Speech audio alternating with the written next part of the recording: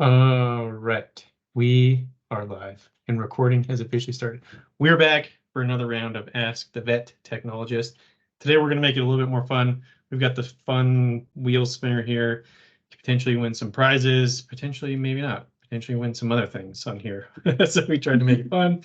We got a lot of questions. Again, if we can't get your question today, please resubmit them because we're going to keep doing like the prizes and stuff. So hopefully not only you get your questions answers, potentially win some cool things, Starbucks gift cards, potentially an iPad on this one.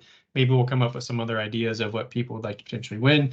So you can submit your questions via luca.vet. There's on our website, you can submit a question there, or just look out for on any of our social media channels. You can find the latest posting. We'll do it once a month around the 14th and the 15th. You can join the webinar live and submit a question that way. If you join live, you can also answer questions live. We'll probably right now, because not a lot of people join live, probably have a better chance of getting your question answered and actually potentially winning something. So with that being said, let's start with the first question. James submits, we have 20 computers, but it seems our server is a bit out of date. We're using Cornerstone and we can't update to the newest version because it isn't supported by our current server. Any recommendations? Do you want me to start or do you want to start this one, Logan? How about you start this one? The short answer would be, for me, I was like, the short answer for me is do you want to drop 13 to 50, well, with inflation, right? Like inflation's still at 3.4% this year or this month. So do you want to drop $13,000 to $15,000 on a server? Or do you want to improve your workflow, get rid of the server, reduce those hardware costs? I would potentially consider like simplifying your life and going with a cloud-based practice management system and start looking that way. Otherwise, but the other side of it is if you're potentially looking at selling the hospital. So my thought would be if you're like, you know what, I plan on exiting the hospital in the next 3 years. I want to sell 3 to 5 years. Maybe you buy a server because then you don't have to deal with it. You buy the cash up front and then somebody can just take it over and you're not dealing with a lot of change. But if you have some time, my thought would be go to the cloud would be my suggestion. Then you don't have to worry about backing it up and all that other stuff. Did I miss anything? No, yeah. I mean, unfortunately, when you get to that point, if you're wanting to stick with Cornerstone, there's not any real way around it. That is the thing about hardware, is that it does have to be replaced and updated to continue to receive updates and run the latest softwares. Yeah.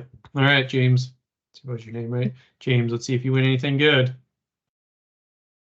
And James wins. First one right out of the gate wins the big prize. All right, James, if you're watching this, all you have to do is I'll shoot you an email. I've got your email, and you can just send us where you'd like to send it to. But the very first one wins the biggest prize. So, well, we'll see if anybody else wins. We might this webinar might be costing us a lot of money. We'll see. There you go, James. Hey, right out the gate, you're the big winner. Awesome. Love it. All right, Chris. What are some tools or strategies we can implement to harden our security with many users accessing? Great question. So, well, I guess we would probably need more information. Are you a like server-based hospital where you have like a lot of like outside remote access? Like there are ways to build secure remote access, and then you probably still want some like layered security tools in place to like help protect the hospital. Yeah, I think there's a lot of things. Yeah, that I don't know. I think we'd need more information as to like what are people accessing, how are they accessing it, what's your infrastructure like, and then there's some things you can do. I guess the short answer is, and shameless self-promotion, you can always start with the Lucas Cybersecurity Suite and then build from there. That's the short answer for that one, I guess. I don't know, thoughts? Yeah. And if we're talking about with so many users accessing even the practice management system, one of the things that we promote for our clients is making sure you're doing regular permissions checks on your users. We found that some clinics get in the habit of you copy a user's permissions.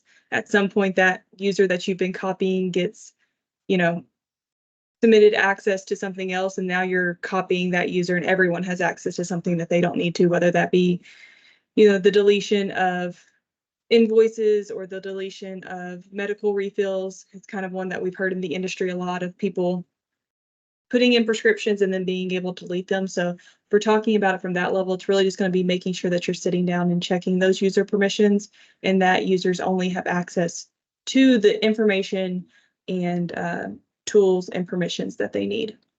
Yep, I agree. All right, let's see if Chris wins anything.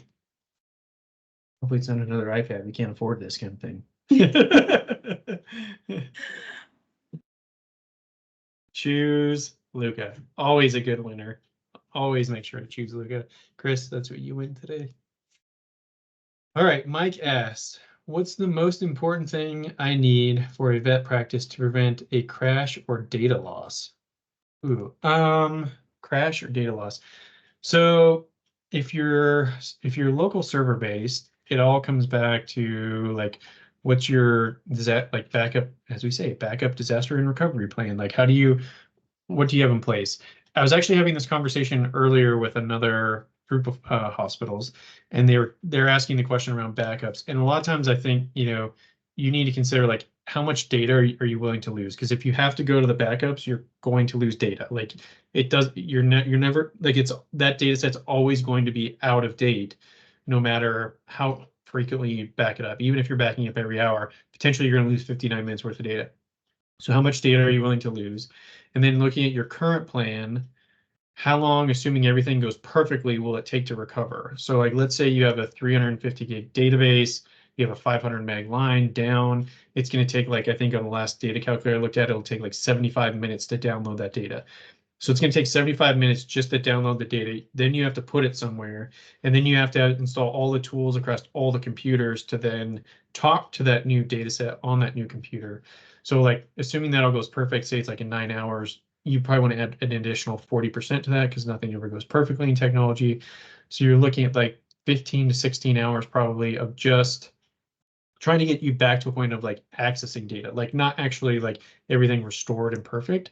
So really it's like all about having a proper disaster and recovery plan in place, and like how much time are you willing to be without it? So like what's your recovery time objective, if we use like industry terms, and like how much data are you willing to lose?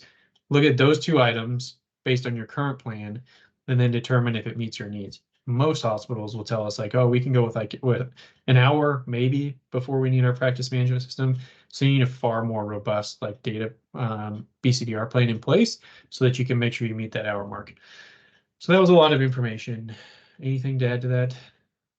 No, other than for like preventative measures, is making sure you're keeping your hardware up to date, your software up to date, your security standards up to date. Those are going to be things that help prevent the crash in the first place. So if you've been told that your server's at its 10-year mark and it's time to replace, it's probably time to replace. And holding off on a lot of those things can cause major headaches down the line. I agree. All right, Mike, let's see if you win. No iPads, please.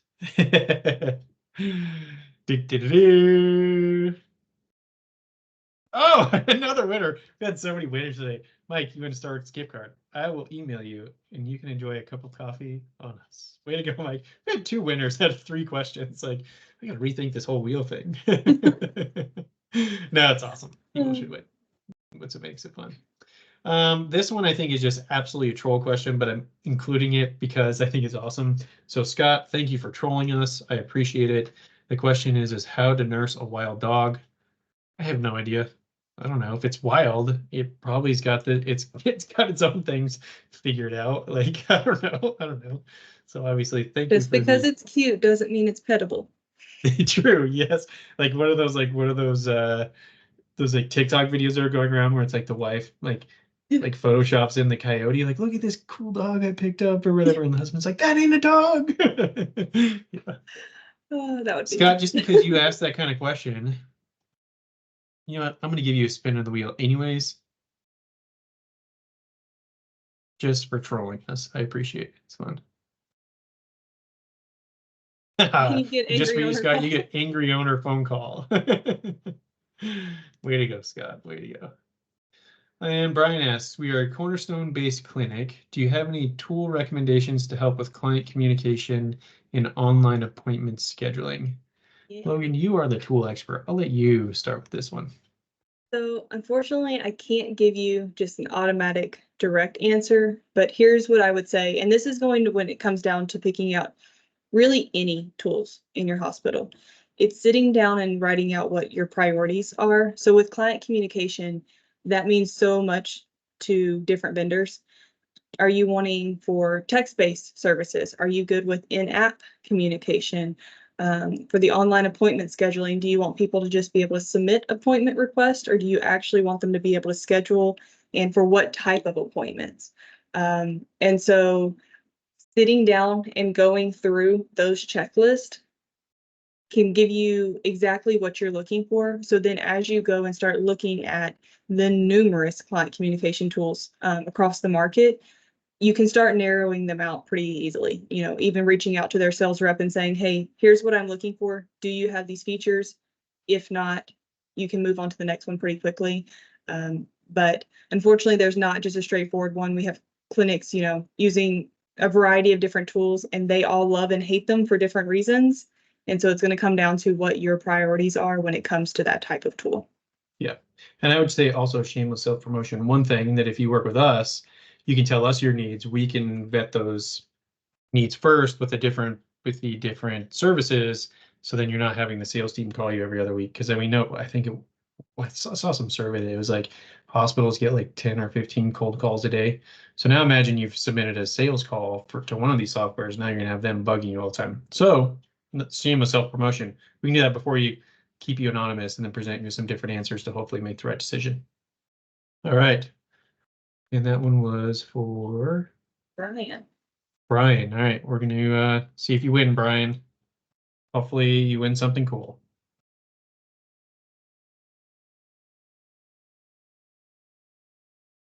All right. Everybody on your flight knows you're a veterinarian. Good luck with all those questions. All right. Brian, all right, so we did Brian. Jessica, it seems that we keep spending a lot of money on IT and we continue to have problems. We have a dental PC that was just replaced and our IT company keeps working on it, but it never gets any better. Not to mention that now our IT company is planning to raise our rates in the next month. Suggestion. So this one seems to be more of a venting thing than a question, but suggestions. All right, I'm going to get on my soapbox for a minute about the IT industry. I think the IT industry is terrible. There's a reason we hate to call, we don't want to ever call ourselves an MSP. I think the MSP market is stupid. If you know what that means, it stands for managed service provider. I think it's awful. Generally, it's really, really expensive and you have terrible customer service. And it is just like, and I think in most industries, I have friends that work in other industries and they hate dealing with their IT company. I actually worked for a software company. We had an IT company that managed all of our infrastructure for where we were deploying all of our tools. And I too hated dealing with our IT company. So the first thing is unfortunately, there isn't an easy answer because IT companies suck and they're really expensive and you get terrible customer service. So as far as the dental PC that was just replaced and it keeps having problems. I guess it depends on what those problems are. I don't know. Are there any common things that we see with like Progeny or some of the other ones? Yeah, so typically, and obviously I don't know your case, Jessica, but typically sometimes what we see is you have an IT service support who it doesn't necessarily work in the veterinary industry. And so they're just not as familiar with the veterinary applications. Specifically, the dental programs, they're weird. They all work somehow the same and slightly differently. And getting, you know, your sensors connected to the laptop, it involves different drivers. And so one of the things that when we're training new techs here at Luca is that us as an IT company, as much as I want to be the expert on everything, I have to let it go, and sometimes I can't be. And working with the dental vendor is often the quickest way to resolve those issues because they are the experts in that software. So one of the things we pride ourselves at Luca is that we know we may not always have 100% of the knowledge, but we have time, and we have time to sit on the phone with those vendors so that you don't have to. And so that's what we're here to do is if we don't know something, find the person who does and get those resolved. Unfortunately, there are IT people in the world who want to just know everything and don't reach out for help. So maybe if they haven't tried that, maybe push them towards, hey, can you reach out to the vendor for us? Yeah, I agree. also on my soapbox, like that, I think that's a great point. The IT industry is like somewhat in their defense. A lot of them have been pinned because they work with so many different industries that they have to know everything. And so they get into this like, I think this like mental mindset that it's like, oh, I have to know everything. And so if I don't know the answer, it looks like I don't know how to do my job. I think the best thing that we as an industry can do is just like say, I don't know, like I don't know the answer to this, but I'm going to find out. I think it's probably the best thing we can do, and it would do a lot to help restore the industry. But again, I think the IT industry sucks. We are trying to change it, so hopefully we can. All right, I'm gonna get off my soapbox. Jessica, let's see if you win anything cool.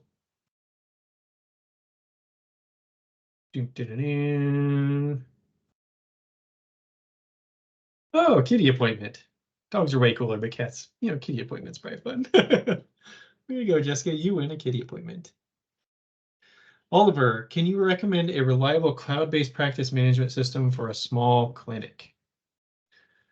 Great question. I will say, okay, when it comes to choosing a cloud-based practice management system, I would say the first thing that any hospital should look at, regardless of your size, is it shouldn't mimic Avamark.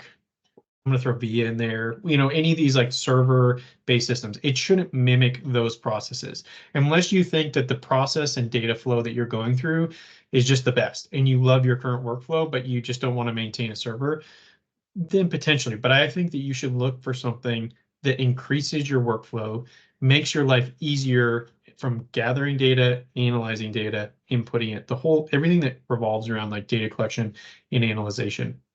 So it should change and improve your workflow, and you should be excited about changing and getting better. And so you should have some things that like are your non-negotiables, like things that I want to get better and things that I want to see change. And then the other things that, like if it doesn't have this, I'm willing to deal with it. It's okay. Once you have those non-negotiables, then you can start again, like if you work with Luca, shameless self-promotion, we can find the ones that have those features for you. You can then demo those without having to go through, because again, to all my friends that are in the practice management space, like it is insanely competitive and there are a lot of options out there. So you don't want to waste your time demoing a lot of systems and then having them calling and bugging you all the time about trying to close that deal because it's not going to be the right fit. So that's what I would say. Thoughts? Yeah, I would just add on there, one of the things that we typically recommend for our clients is also making sure you're including team members from all areas of your practice when making this decision. And that includes doctors, your receptionists, your techs, owners, accountants, anyone that you can, because while as a doctor have specific things that you do in the system, you've got a whole other team behind you who also needs to do jobs. And so we found that clinics who incorporate more people in the opinion portion of it and finding it tend to be a little bit more successful on the implementation side because they've got more of the team on board and excited about the change. Because at the end of the day, it is a big change. It is not, your workflow will not stay 100% the same. There's no practice management system that you're going to move to where you don't have to change anything about your day to day. And so keeping your clinic and your team excited about the change is going to be a priority in making sure it's a successful transition. Otherwise, you end up with the whispers in the corner and the grumbles about how much they don't like the new software, and that kind of negativity just tends to spread throughout the hospital very quickly. I agree. Awesome. All right, Oliver, let's see if you are a winner today. Dun, dun, dun, dun. We have another iPad winner. I'm gonna have to remove it because we're gonna be buying freaking iPads all day here. Yeah. Way to go, Oliver. All right, we've had two big winners today. This is ridiculous. All right. No, that's awesome. I think it's awesome. That's why we do this. So hopefully we can get back. Hopefully we can get back more than we receive at the end of the day. So awesome, Oliver. We have your email address. We'll shoot you an email. All you have to do is respond and we'll get you set up. Okay, Samantha, we need to upgrade our in-house lab equipment, but costs are high. Are there lower cost alternatives that we can look at? Honestly, there is a great consultant. She used to work in the vet space. Well, I shouldn't say used to. She still works in the vet space, but she was I think she's a certified vet tech, and now she runs her own consulting firm. Rachel Lemke. I don't know the name of her company, but if you're on LinkedIn, you should be able to search her out. Rachel Lemke. This is her whole business. Like her whole job is to help you find and negotiate like lab contracts and that whole thing. So I would honestly start with her. And I think really, and I think the way she structures her pricing, if I remember correctly, don't quote me on this because I don't know specifically. So I'm covering this as an assumption. But I think the last time we talked, she will look at your current contract and then she'll help you negotiate and find a better deal. And then she only charges a small percentage of the money that you saved. So like if you saved $1,000, she might charge you $300 or whatever. She might charge you 3% or whatever, however it works. But unique business model, and it's her whole wheelhouse. So I would definitely start with her. Anything to add to that one? Nope, that was perfect. Sorry, I haven't got my 3 going crazy in the background. That's okay. All right. Let's see. That was Samantha. Samantha, let's see if you are a big winner today.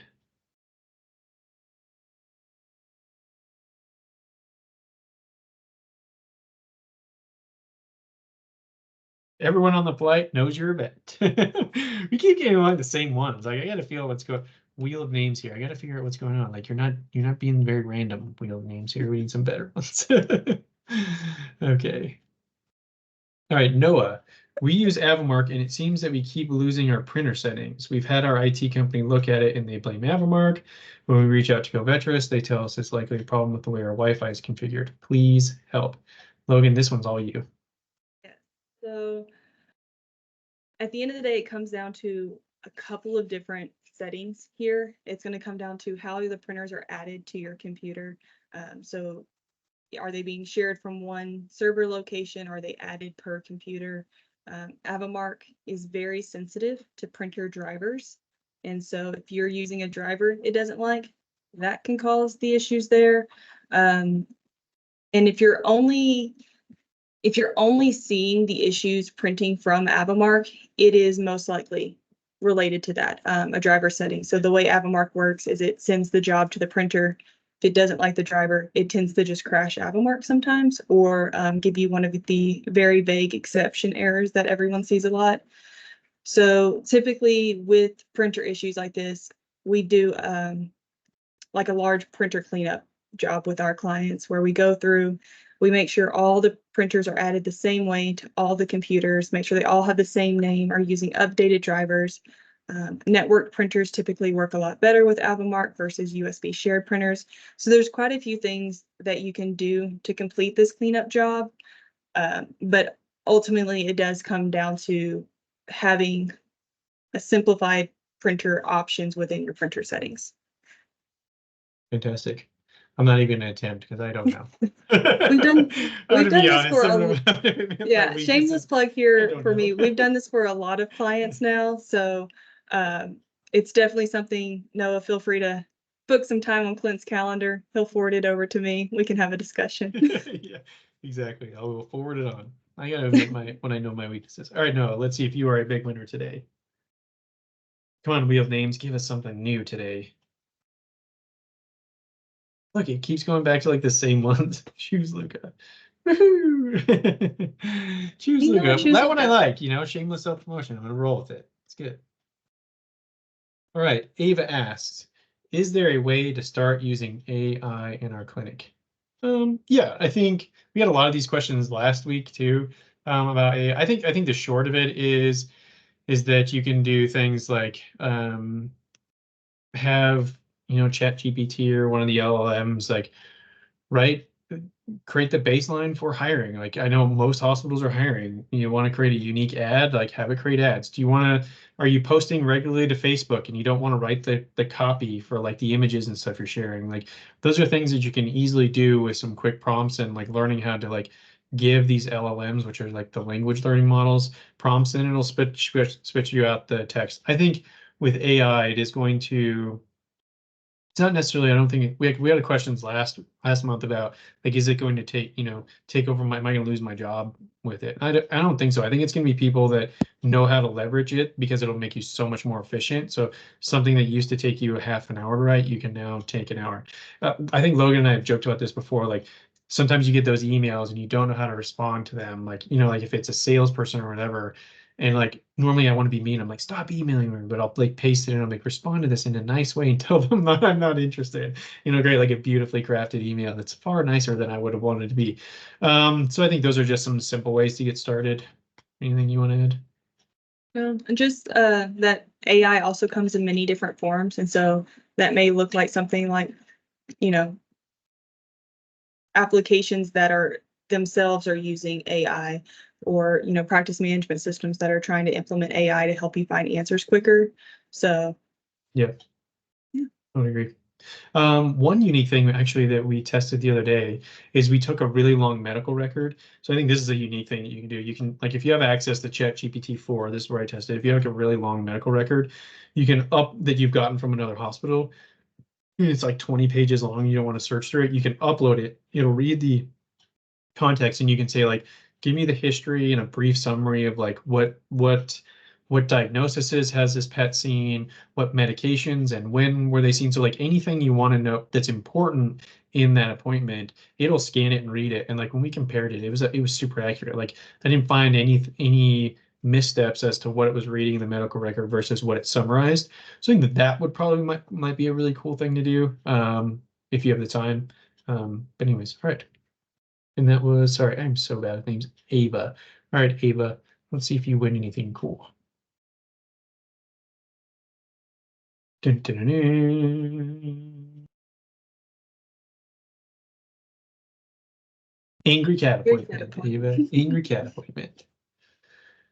All right, we're coming down to the last couple. So again, we probably won't be able to get to the rest of you in the next 4 minutes or so here. So like we said before, you can always submit your questions for next month. The earlier you get them in, the earlier they get to the top of the list. And if you're like James and you're the first one to submit, you can win a freaking iPad on the first spin of the day. So way to go, James. So yeah, so please, if you don't get your question answered, submit again next week. We'll be sure to enter you, and you can always join live. If you ask questions live, you're probably more likely to get your question answered now because not a whole lot of people attend live, so you have a better way to cut through the noise. All right. Let's see. Mason says, do you have any recommendations for integrating payments into Impromed? Ooh, that's a you question, Logan. It is. So PayJunction? yeah, to start, Impromed is one of the hardest practice management systems to integrate with. Ultimately, I have found that the integrations that work best with Impromed do typically come from Covetrus, and Covetrus does have their own payment integration solution. Now, you are most likely with any platform where it is fully integrated, you're going to pay higher merchant services fees, and so that will also be kind of something you have to weigh is paying the higher fees for the integration worth it for me. But I would go ahead and honestly start with your Covetrus rep and looking at their payment solutions because they typically integrate the best since they own Impromed themselves. Yeah, I got nothing to add there. All right, let's see. And that again was Mason. All right, Mason. See if you win anything cool. Dun, dun, dun, dun. Ooh, this is a good one. Anal gland expression, glad. Spelled that wrong. Anal gland expression for Mason. Way to go, Mason. All right. Lucas asks, what strategies can we use to enhance our practice's online presence and attract more clients? Okay, this one actually I'm kind of excited for because we've been thinking about this. Like I do a lot of speaking and it's not really scalable. And so we internally at Luca have also been thinking about like how do we create more reach organically without spending a lot of money, and try to get the word out and grow as a company. And and actually shout out to the guys over at Vet Verify. I had a great call with David over there, and he's like really good at marketing. So one thing that has helped us a lot has been actually like working with your website provider, and working with like an independent SEO consultant and have them just like looking at some of the keywords that people in your area are going to be searching for. And so that like when they use Google, they're going to find you. I mean, that's probably the easiest. And some of the things that like we looked at are like Google listing profile were important. Are you regularly updating and sharing articles? There's a lot of different things I think you can do there from just like a natural people searching you out and choosing you over somebody else, is a great way to start. And I think it's like the customer journey is like you have to create awareness, right? So they have to know that you're around, and then they have to engage with you somehow, whether they go to your website, read an article that you've written, or a blog post, or whatever. Also, if you don't want to write articles, but you want somebody that can, Sarah Rumpel, she's also based in Colorado. She owns Rumpus Writing. She does a lot of like blog content for veterinarians. She works specifically in the vet industry. She has vet techs and doctors that work for her, so they can create a bunch of content for you that like will be relevant and also help on this natural search. So then somebody will engage with you, and then they will need to evaluate to determine if you're going to be the right fit for them. So how can you give them things like, do you have any customer testimonials or things like that you can share with them, so that as they're looking through, like, yeah, maybe we should check out this hospital, and then hopefully when they pick up the phone and call, your CSRs are super welcoming, and then they kind of like make that journey. So that's where I would start, just as like an overall general, like the things that I have learned, because I'm not an expert in this area either, and we're trying to learn more. I don't know, Lloyd, do you have any suggestions on that one? No, that is all your domain. This is true, and I've been learning a lot. So, okay, Lucas, you are the last one. We are currently 1 minute over. So let's see, Lucas, did you win anything today?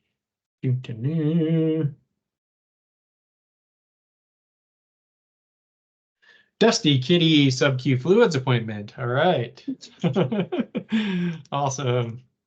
Well, thank you everybody, to everybody who submitted questions. Again, I think there's like quite a few questions that we didn't get to today. So you can always resubmit those. You can go to www.luca.vet. There's a pop-up there. You can submit your questions there, or look on LinkedIn if you're on our new email news list. If you're not on your email news list, you can sign up for that, or you can download any of our free resources. That'll get you on there, and we're going to be sending out emails for the next one, which will be around April 14th or 15th, and you can get your question answered. And maybe you'll be just like James and be the first one to win and win the iPad on the first one. I also think Oliver also won. So maybe be like one of those two people and you win yourself a sweet, sweet gift. Maybe we're gonna have to come up with something different than iPads this time. I'm not sure if it's helpful, but anything to add, Logan? Thank you again, as always, for answering all the questions I don't know. Thank you guys for joining. Awesome. Alrighty, with that being said, that is it, everybody. Thank you for joining, and until next time, have fun out there.